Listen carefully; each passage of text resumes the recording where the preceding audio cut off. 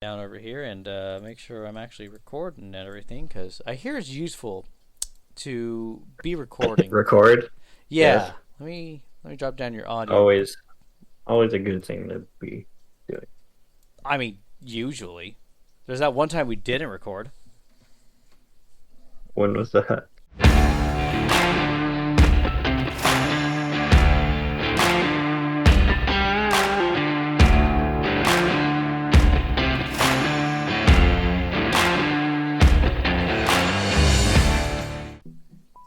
Welcome everybody to week 3 of Double Dip Draft. I'm Cabral, your host of the Hashing Age Slashers. Joining me today is another guest speaker. Yep, it's Scoots hosting, host of the Dumblespoons Army. Yes, and we're quite excited to bring you week 3. There is some interesting stuff going on, a little bit of drama. We'll get into that a little later. Not necessarily drama, but things have come up, I would say. And we're coming in at a pretty interesting point in the division. We're getting to week 3 after, your first 2 matches. They're kind of gimmies in a sense, and sometimes they can determine how your season will go.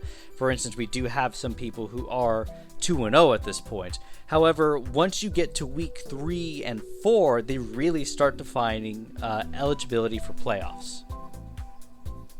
Yeah, this is about the time where you see people running ahead in their division, and the first and second place is starting to be more defined, and people are really scraping by for those last few wins. Yeah, and it's something where we're gonna see some interesting twists and turns and some just good matches. In fact, our first match here, Claire of the Maryland Manectrics versus Spood of not Dumblespoons Army, your Dumblespoons Army. Hold on, Spood of the Southtown Sand Slashers are facing head to head, and at this point, I believe, Cody is 2-0. I should probably pull up that information. It might help. I have it somewhere. Hold on. And I know I have it somewhere.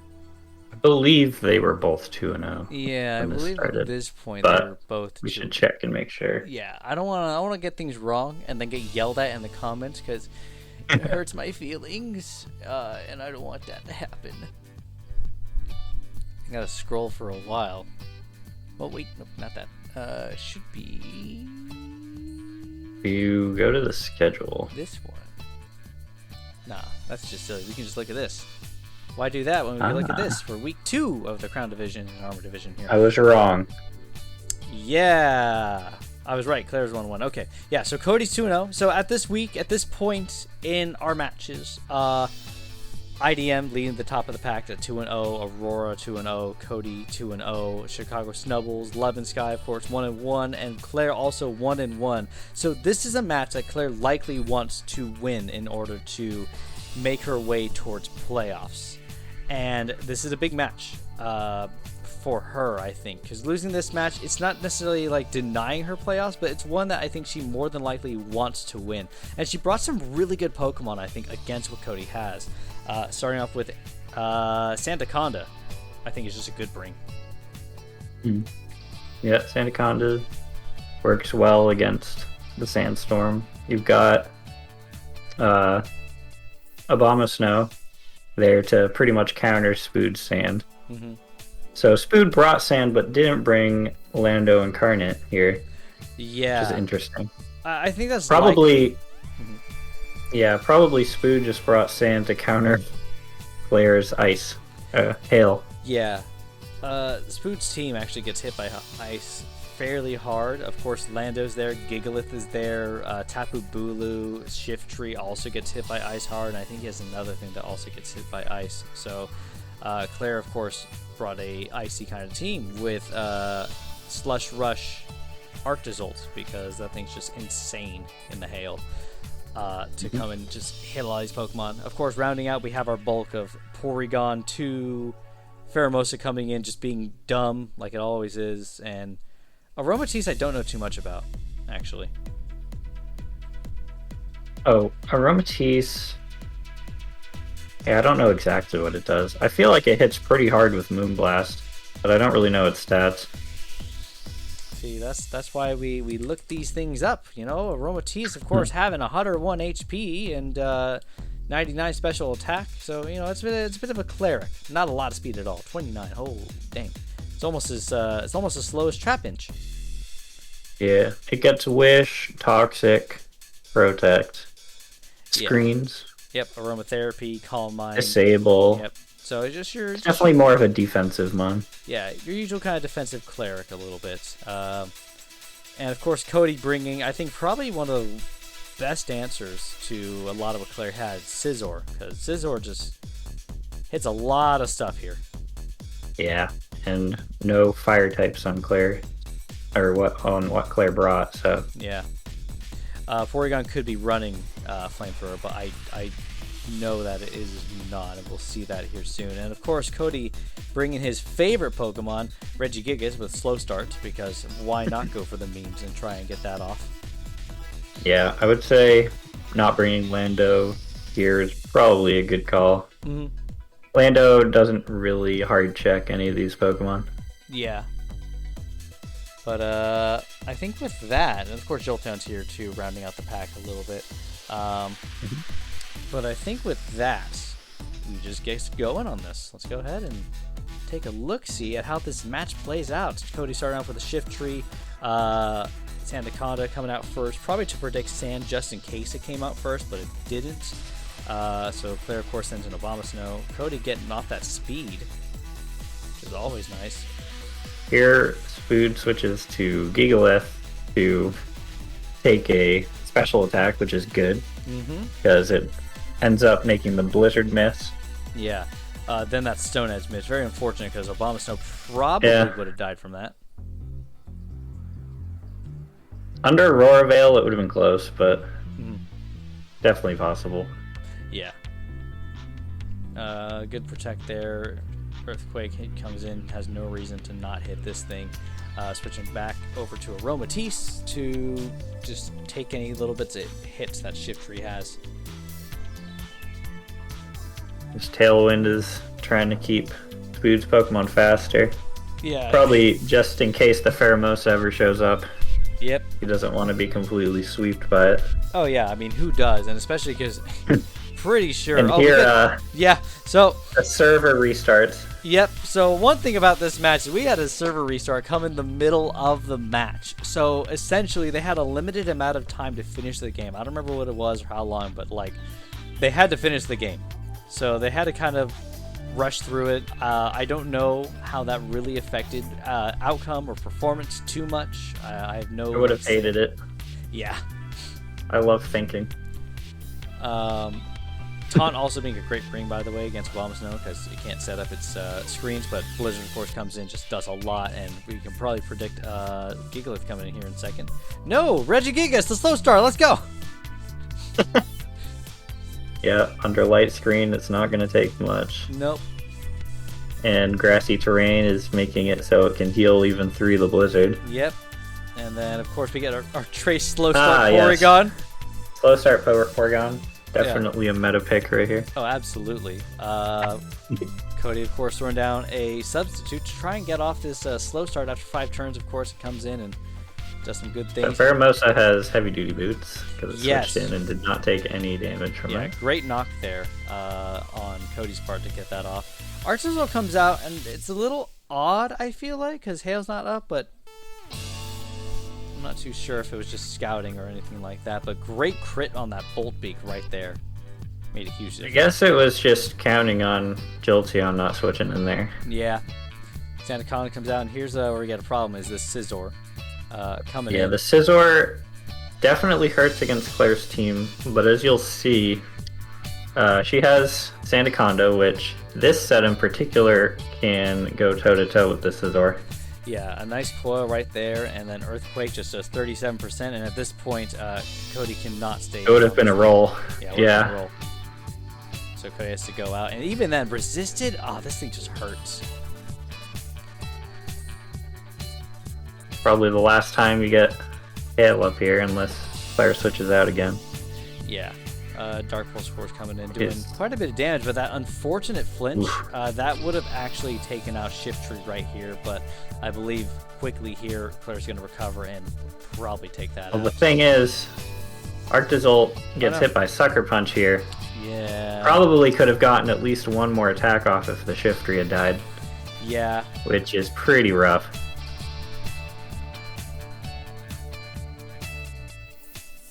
So Hail's gone, Hail teams are all gone and everything, but we still have Ice Beam on Porygon, which it now has revealed.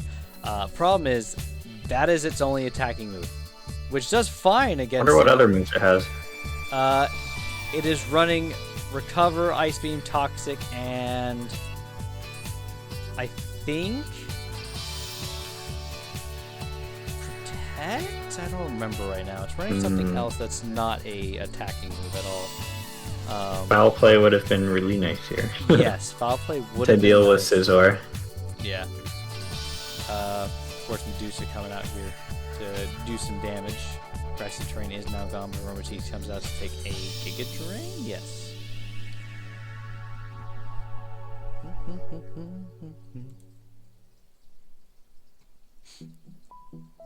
Why is everyone sending me this Vaporeon that, like, splooshes? This one right here, like, you know, the one that, like, just forms into water or whatever? Where is this? Hold on. Well, I'll show you after this match happens. Oh, okay. Don't worry, we'll go over it then. I definitely want to see this splooshy Vaporeon. Yeah. Of course, Medusa comes out, and it's going to put in some good work here. We have a Earthquake come in, and if it takes out Sub, then this thing's going to do some good work. Reggie Giga's trying to just outlast this thing and just chip it away for Scizor to come in and kill it at this point, because, you know, this thing just comes in and it's just going to Earthquake this thing to death. I think if Claire had done a early coil or a second coil, because of how little Power Up Punch does, might have made a big difference there, because it probably could have survived a hit from Scizor.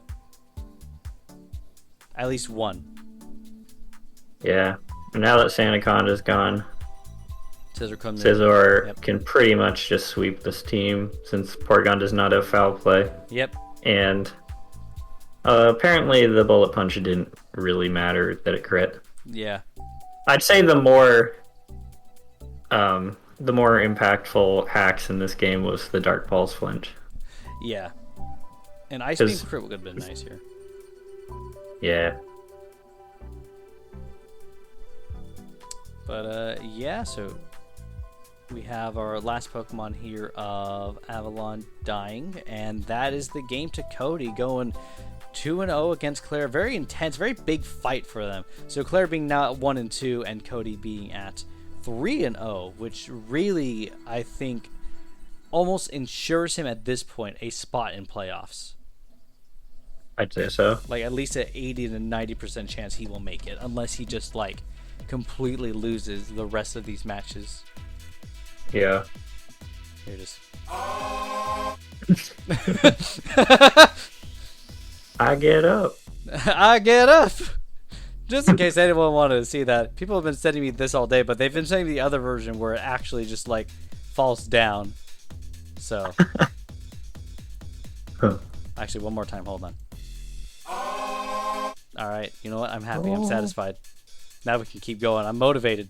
All right. So. Wonderful.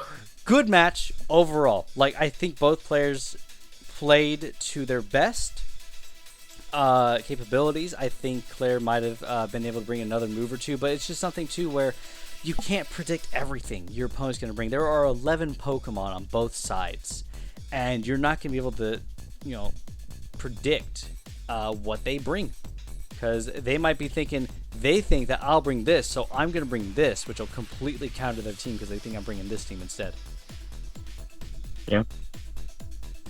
Yeah. Okay, that's about sums it all up for this match. Yeah, and I think on that note, would you like to introduce us to our next match? Yeah.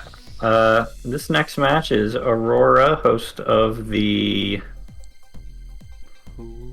I wish I memorized the teams. Hunsbrook?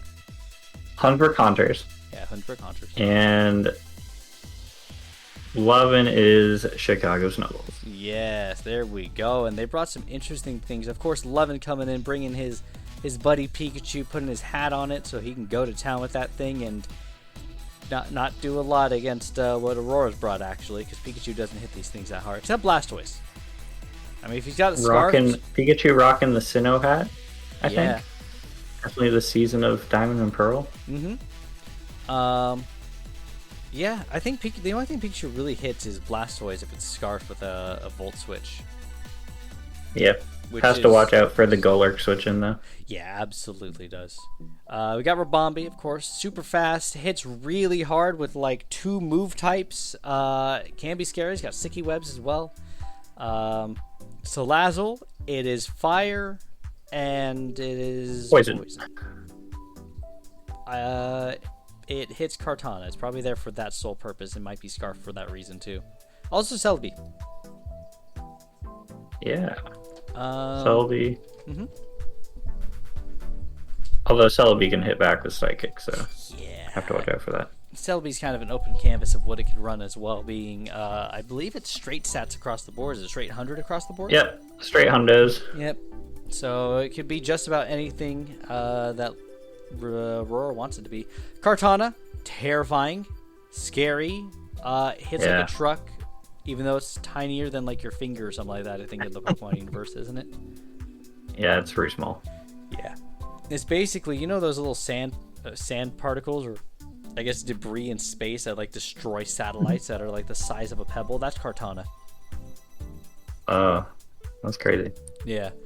Nihilego comes in as well against Levin's team, and Nihilego's a lot better than I remember it being. Yeah, it gets some good moves. Power Herb, Meteor Beam. Yep, it's pretty good. Also gets Power Gem as well, and I believe it's just Speedy, isn't it? I cannot remember what its stats are. Well, we can always look at our handy dandy notebooks. Yeah, 103 base speed, 127 special attack, 131 special defense. Yeah, not bad. HP. Very frail defensively, but yeah.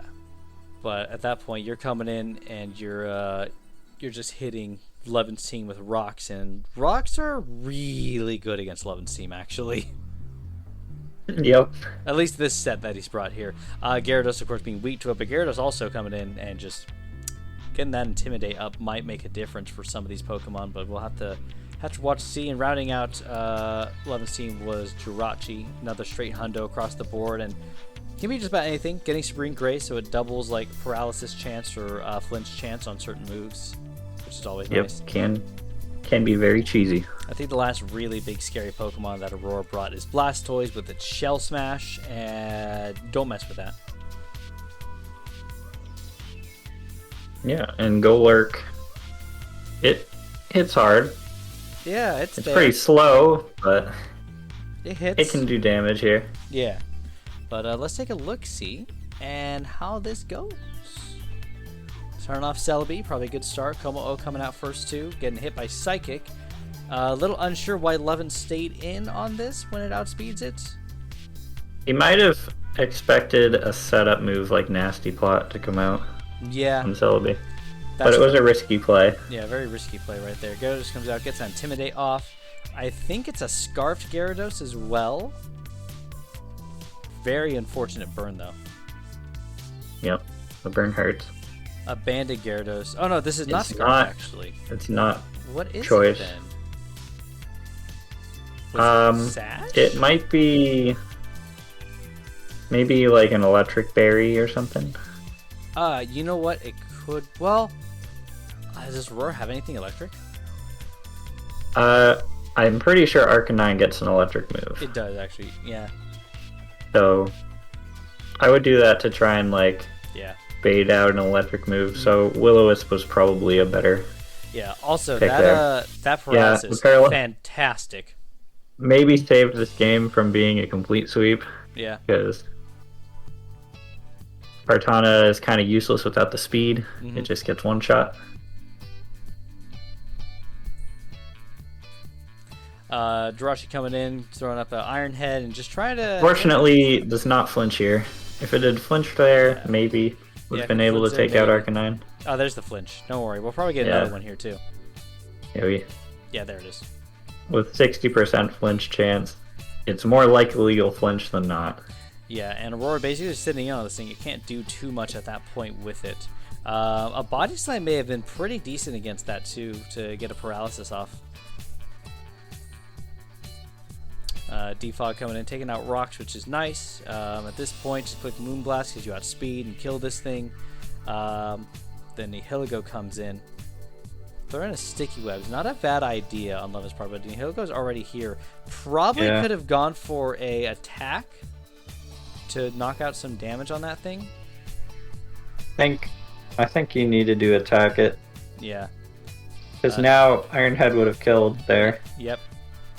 And at this You had point, attacked it. Gyarados is burned and really can't outspeed this thing. Nope.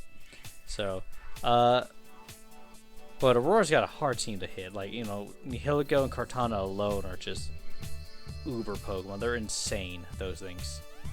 Yeah, definitely a lot of scary offensive power in this team. Yeah. But that actually adjusts the whole bracket a little bit. We'll get to that at the end, I suppose. But Levin and Claire now being tied makes it very interesting. So it's down to differential for them in how they did in this match. Let's go ahead and move over, though.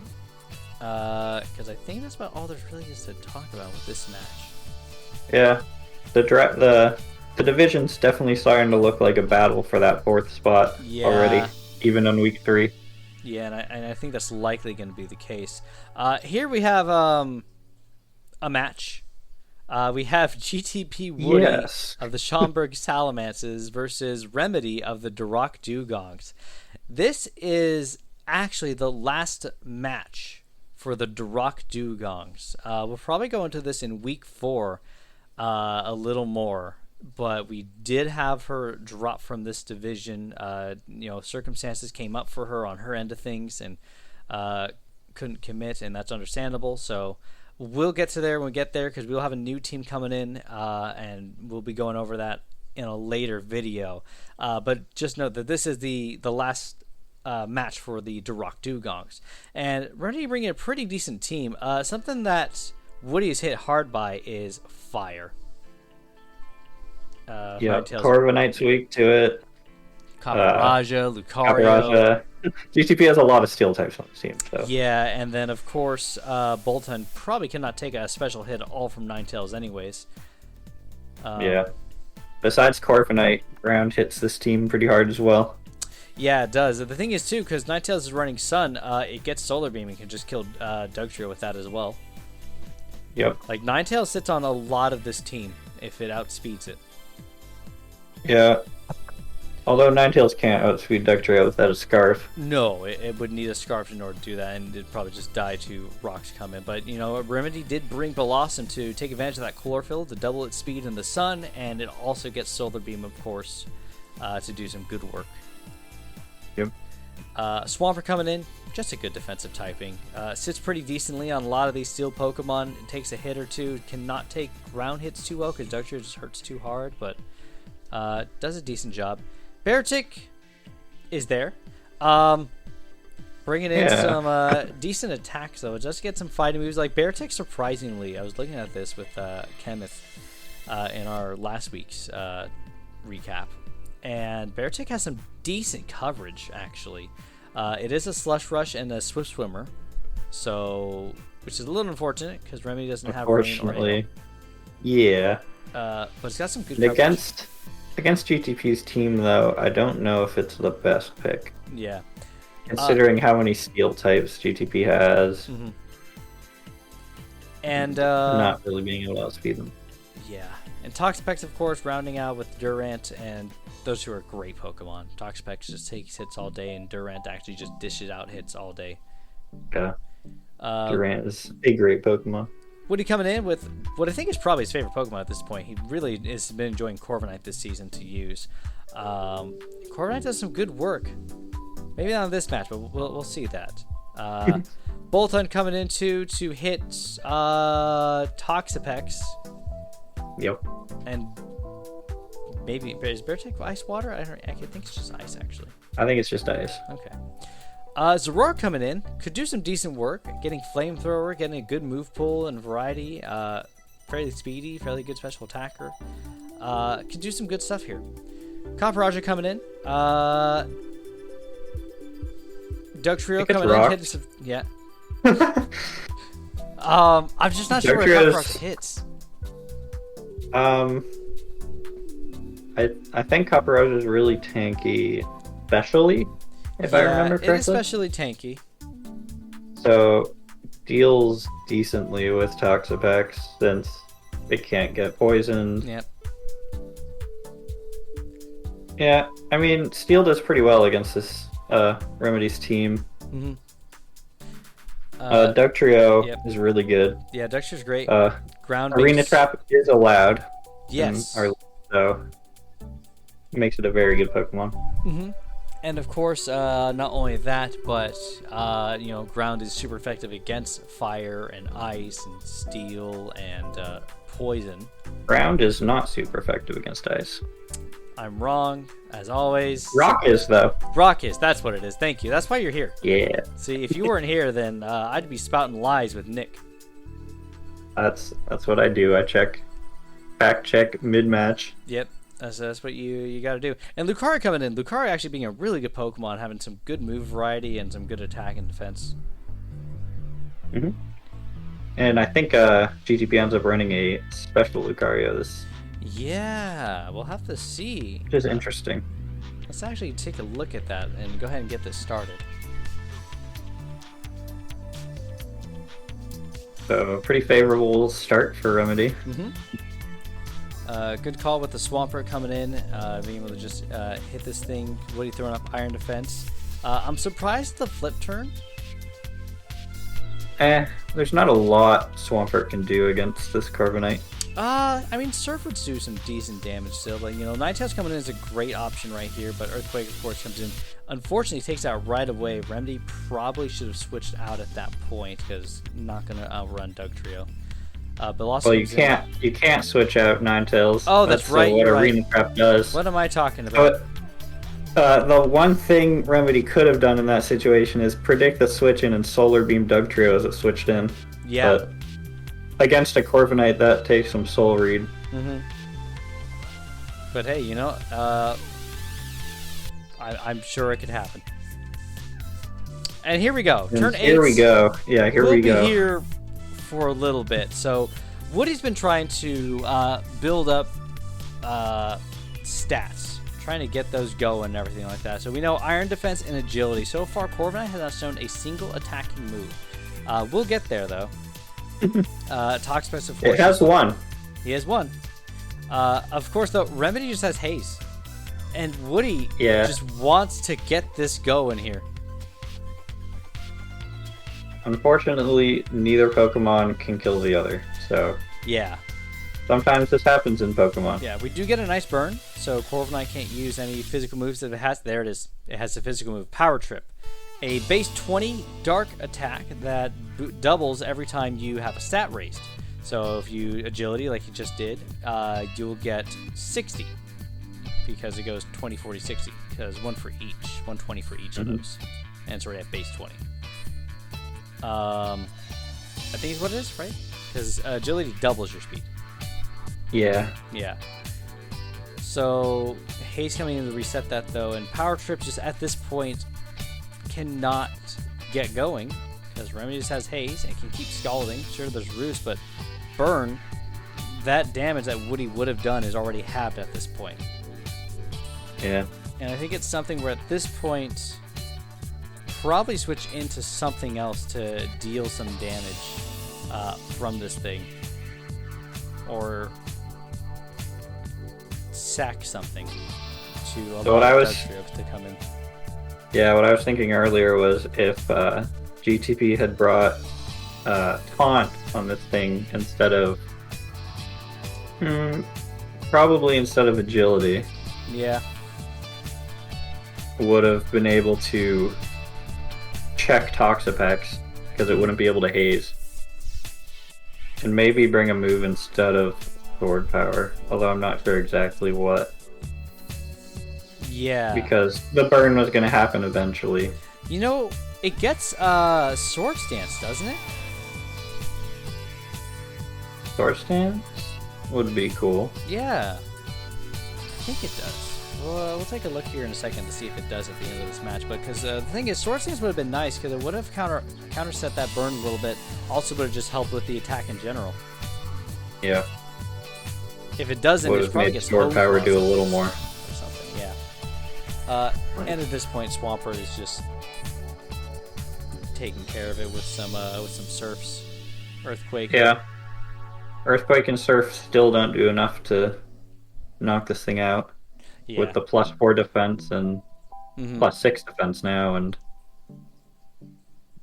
even roosting earthquake doesn't do much. Yeah, like 21% is not gonna do a ton of damage.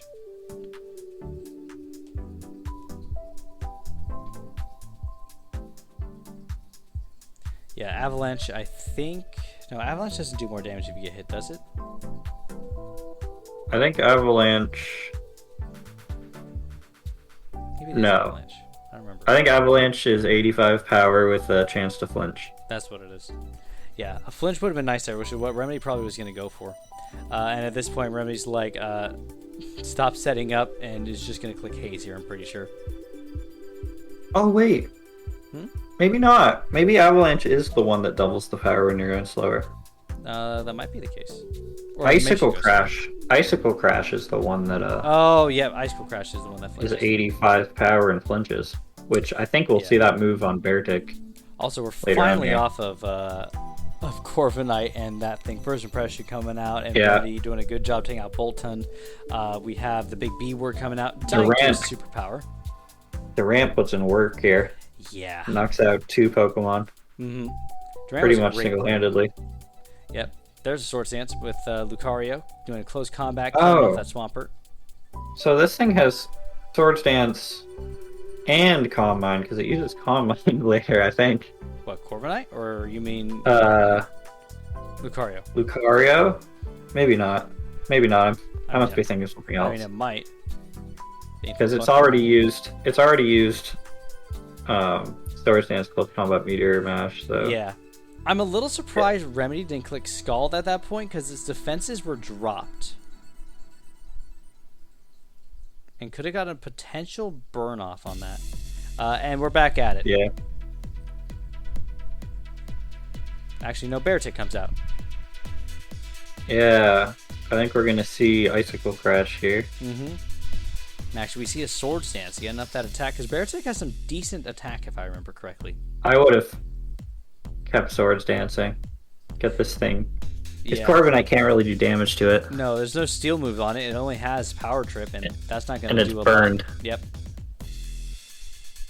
And a nice But yeah, the flinch flinch there finally takes out Corviknight. Yeah, so good job on Remedy there, finally taking that out. Yeah, I was thinking of this, not because that wasn't actually Lucario. I got tricked by this overwork. Yeah. So getting some Calm Minds out, and of course Haze. I don't know why Woody's still trying to set up. You know, he's going for it, but you got Haze there. He should have Dark Pulsed right there. Yeah. Because he should have known the haze was coming. Yeah, but Woody's still going for it. Woody's He's like, still no, going for it. I gotta get that going. This time he uses Focus Blast. An interesting Yeah. choice. Focus Blast, of course, being resisted by Toxapex. His poison resistant to fighting, I believe. Yes. Yeah, so Dark Pulse, of course, coming in, doing a lot Dark more Pulse damage. does a little, quite a bit more. Yeah. But now Toxapex is damaged enough so that Dugtrio can come in. Yep. Pretty good play there. Yep. It keeps Dugtrio's sash Yeah. Well, by I mean, not getting poisoned. Yeah, we do say. Oh, is it sashed? It is. You'll see here. Blossom. Oh Not yeah. Okay. So if he had tried to Earthquake, well, actually, I don't think Baneful Bunker poisons against Earthquake. Yeah. Because it's not touching it. I think But, like- Remedy had Remedy gone and clicked Scald, probably could have won the game here. Like instead of Baneful Bunker. Yeah, actually, you're right. Yeah. I didn't think of that. Mm-hmm.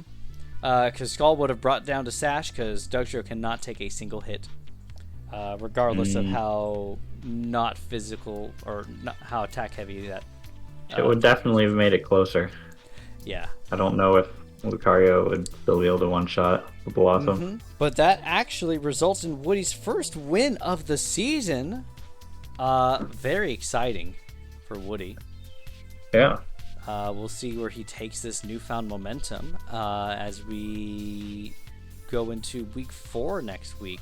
Of course, we do have to wait for our new player to get their team all settled to do their first match, because week 4s are done technically. They'll be coming in and doing their week 4 match here fairly soon, though. So we'll probably cover that individually on its own when the time comes. I was just looking up, by the way, that Corviknight does not get Sword Stance. Very unfortunate. It does get Home Claws. It also gets Nasty Plot, by the way. For some reason, even though it's not a special attacker. Very odd. Yeah, it doesn't really work with it. Gets Bulk Up, also gets Work Up as well. So it has ways to boost its attack. I definitely see bulk up sets a lot. Yeah, bulk up sets are definitely... Bulk up probably would have went a little better with Power Trip there. I think bulk up, taunt, Power Trip, and Roost would have been pretty good. Yeah. Probably would have been pretty decent there. Of course, though, we have our last match. If you want to go ahead and introduce it for us. Sure. This match, we have IDM, host of Brussels Espion, playing off against the Black Captain, host of the Martian Mantines? Martian Mantines. Martian Mantines, yeah, yes. Our first extraterrestrial division, or team. Yes. Of course, coming in just some weeks ago off of the spaceship, and he just wanted to play. It's like that scene from Crash Team Racing where Nitrous Oxide comes from space and wants to race people. That's what Black Captain's done, but from Mars. So, after that segue, Black Captain having a fun team. I've mentioned this before in previous playoffs. I like Black Captain's team. The microcores of Rain, Sand, and Sun are really fun to me. We can see one of them here with Tyranitar bringing up Sand, and Stoutland, of course, going to take advantage of that, probably running Sand Veil. We see Cofagrigus, a very interesting, kind of bulky Pokemon, usually used for Destiny Bonds, tricks, and stuff like that, usually. Deontay coming in, probably just to sit on with Sand itself. It doesn't really have anything to take great advantage of it with, other than getting that special defense bulk, which is pretty nice. Melmetal coming in, just being Melmetal. That thing hurts. Yeah. It's a very strong Pokemon, slow, but it's hard. Yeah. And one of the things that you don't see on his team, though, is ground Pokemon, which is really unfortunate because IDM has... Yeah, electric terrain with a Alolan Raichu and Tapu Koko, and that's spooky. Tough to deal with if you don't have a ground type. Yeah. So, Tapu Koko, really good defensive pivot, good at dishing out hits, staying alive, and giving your team momentum. Mm-hmm. Alolan Raichu works really well with the electric terrain, can use Rising Voltage, and with its ability, it hits really hard and really fast. Zarude, pretty much a better shift free. Yeah. Although that quad weak to bug is very unfortunate. Yeah, you do have to watch out for that. Although I don't think Black Captain has any bug types on his team. He's got other things to hit, though. I mean, fighting also takes care of it. Flying, there we go. That was what I was trying to think. Yes, yeah. I'll have to watch out for the tornadoes. Goodra coming in as well, and Goodra I think has to watch out a bit. Deontay does some good work against it, as well as Melmetal. They can. Yeah, definitely can. Goodra I had Gudra in my last draft last season. Mhm. I brought it a few times, and it's just a really. It can either be really tanky, run Assault Vest, or just be kind of tanky and run choice specs and hit hard. Yeah. There's a few different sets you can run with Gudra, which makes it good in a draft setting. Yeah. Rounding out IDM's team, we have Klefki, which I feel like IDM really enjoys Klefki. It's a fun prankster. It gets some fun little moves. It tricks things. I feel like I always see Klefki on IDM's team. I know, right? Seems like a staple. Yeah. Staple pick of his. Just enjoys it. Steel Fairy, fun typing, and then again, like it just does things to people, and that's what IDM likes to do. IDM likes to use quirks and fun things and niche things on opponents' Pokemon. Yeah, he likes to think outside the box for sure. And Buzzwole, of course, rounding out, just being a really good Pokemon. Yep. And with that, I think we get rolling on our last fight. Yep. Let's do it. There's Kofagrigas. Kofagrigas doing something. Oh, this fun is here, an by the way. interesting. Yeah, Block. uses block. Yeah, Really good idea. Yeah, so basically at this point, it's preventing that from leaving at all, and that unfortunate Thunder Wave miss going on there. Trying to use Foul Play to do some damage, but it's not doing anything. Prankster, of course, activates, or Mummy activates, getting rid of Prankster and. What's Rubber Band? Oh no, Focus Band. Focus Band. Yeah. That's interesting item choice. Yeah, it is. But what a fun way to start off, by the way, and just taking out that Klefki. I think it's unfortunate here that we lose Kofagrigas because Trick Room, of course, goes away right here, and I think that's really unfortunate because there's some benefits. Yeah, as you see here, Defog actually does not work because since Zarude is a dark type and Tornadus has Prankster, it actually cancels out the effect of Defog because you can't use non-damaging moves against dark types if you have Prankster. Prankster just doesn't work. Mm-hmm. U-turn getting out of there, and here comes Alolan Raichu, and at this point, Raichu's going to outspeed and just hit Deontay. Gets a nasty plot up, though. Black Captain instead of Trick Room, not a bad idea. You're going to outspeed this thing, but then switches out to Tyranitar, which is a little unfortunate because I think a rock move from this would have killed, potentially, it just depends what move it was, would have killed Raichu. Yeah, I think so too. I think it didn't really have a safe switch in, no. So I think you probably just need to do some damage and sack. Because it gets Power Gem, it gets Meteor Beam, and other stuff like that too. Yeah, even if it didn't kill, it could definitely do some good damage to it. Yeah. Electric Surge coming back in, Air Slash coming in and doing that. At this point, switch out to Melmetal to take an electric hit. But Black Captain just cannot be taking these kind of hits. And at this point, Alolan Raichu comes in and I believe just sweeps at this point. Yeah, not only does Black Captain not have any ground types, he doesn't have any electric resistance at all. Yeah. So there's really no way to deal with fast electric moves. Yeah, which is unfortunate because it's something where taking out this Raichu might have made a little bit of a difference.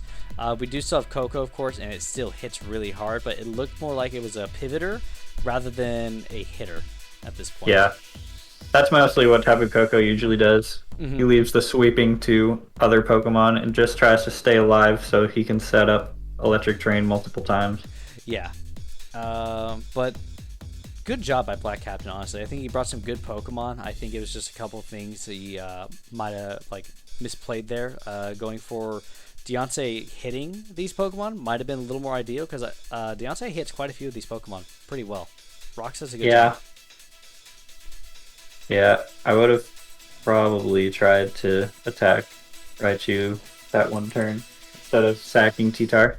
Yeah, but then I'm wondering too. I think this match was just pretty bad matchup in general. Yeah, again with Electric versus Black Captain's team. Yeah, Black Captain just can't deal with it. It is something though. By the way, Black Captain might have been able to get some stuff off in the beginning. So we had the block, and it sits on Klefki pretty well, honestly. So throwing up some toxic spikes because IDM doesn't have anything to absorb those whatsoever.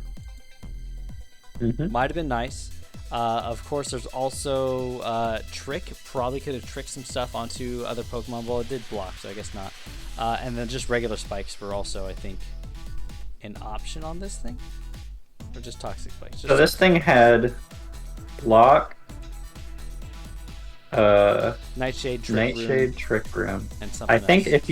if you run block, Nasty Plot, Trick Room, and then like Shadow Ball, that would have been pretty sick. Yeah, and also would have killed Raichu. Yeah. And Ghost You can Trick Room. You can Trick Room and just use Nasty Plots while Klefki's stuck, because it can't really do anything. Yeah. And then you just sweep for 3 or 4 turns. And Cofagrigus, it's got decent bulk and its special attack's 95, and would not have been a bad thing to do against IDM's team. But something to take note of. Cofagrigus, if you're not careful on that thing, it can actually come in and get some potential sweep set up, especially with Mummy. If you get hit by that thing, if it was to physically hit you or you to hit it, then you can lose your abilities.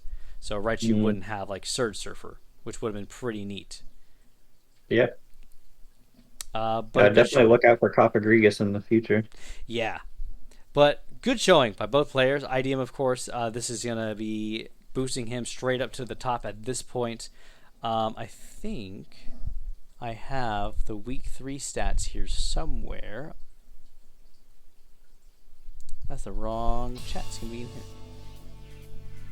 Because by week 3, I believe our website had a big old switcheroo rearrange situation go on where it's all updated, dark mode and all kinds of stuff and everything. Yes. So it should be this one. It looks pretty good now. Yeah. Here we go. So there we are. These are the week 3 standings now. Of course, IDM rounding out the top with 3-0 at a plus 12. Just going to town. And at this point, I think it's guaranteed IDM's going to be making it to the playoffs. Yeah. I can't see IDM not making playoffs. Yeah. Same with Aurora at this point, and Spood is looking really good as well. Yeah, both of them being 3-0. Like I said, it's already looking like the battle for 4th place in Armor Division. Yeah, and it definitely is a battle. And at this point, it's Claire, the Maryland Manectrix, being 1-0 at +0, or 1-2 at +0. Levin of the Chicago Snubbles at 1-2 at -1, so they're neck and neck fighting for that 4th spot. Woody now at 1-2 at -10. Woody would have to pull some miracles off in order to keep that momentum going. I believe. We all believe. Woody the underdog is what we believe in. Woody comeback. Yeah.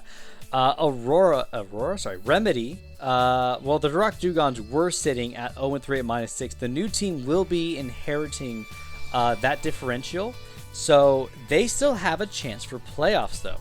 If Claire and Levin lose their next fights, with I believe the new player and Levin will be fighting next, then the new player has a chance to make it to 4th place for playoffs. There is still a potential, and Claire is fighting for Woody.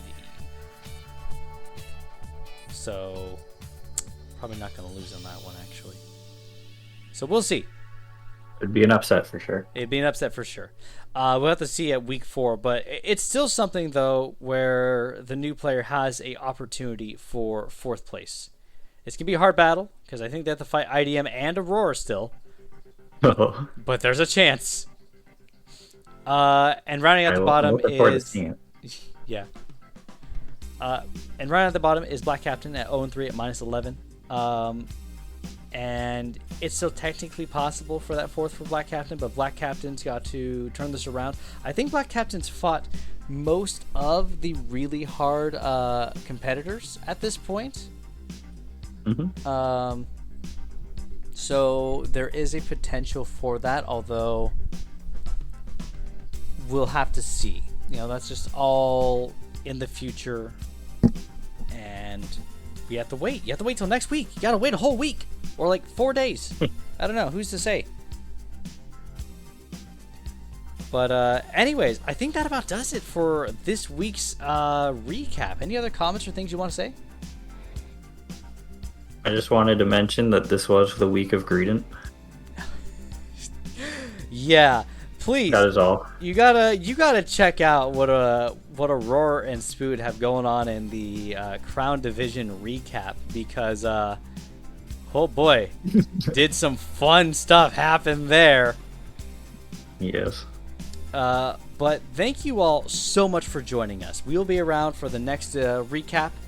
Keep an eye out for that, as well as just, again, check out the Crown Division. There's some really cool stuff going on over there, and I say cool, I mean terrifying.